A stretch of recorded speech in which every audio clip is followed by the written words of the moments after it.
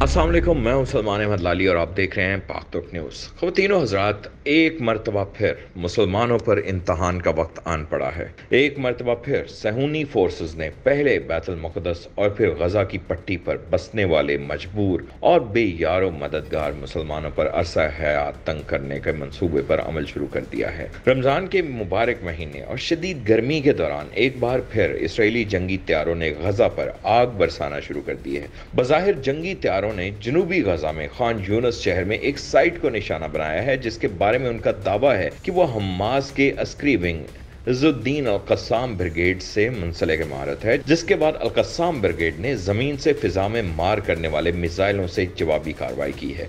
इससे कबल IDF यानी इसराइली डिफेंस फोर्सेस ने कहा था कि गजा से फायर किए गए एक रॉकेट को इसराइल के आयरन डोम फिजाई दिफाई निज़ाम ने रोक लिया है। IDF का कहना है कि एयर स्ट्राइक के दौरान इसराइली जेट्स ने हमास के हथियारों की तैयारी की जगह को निशाना बनाया है। इस कार्रवाई के लिए बुनियाद इसराइली वज़ीर आज़म नफ्ताली बेनेट ने पहले ही इस बयान के साथ रख दी, जिसमें उन्होंने हमास को इसराइल और फ़लस्तीन में बढ़ती हुई कशीदगी का जिम्मेदार ठहराया। लेकिन उन्होंने मकबूजा मशरक़ी यरूशलेम में मस्जिद अक्सा में इसराइली फोर्सेस की जानिब से फ़लस्तीनी इबादत गुजारों को निशाना बनाने की बात तक न की। ऐसी सूरत हाल में इसराइली मीडिया ने खबर दी है कि मुत्तहिदा अरब अमारात के सिविलियन त्यारे इसराइल के नाम नेहाद यौम आज़ादी के मौके पर फ्लाई पास्ट में हिस्सा लेंगे। तमाम दावे जो इब्राहिम अकॉर्ड पर दस्तखत करते हुए किए गए थे, इससे फ़लस्तीन के मसले का दायमी हल निकाला जा सकेगा। इन दावों और वादों की हकीकत एक एक करके खुल रही है और मुसलमान मराकश से लेकर बहरीन और अमारात तक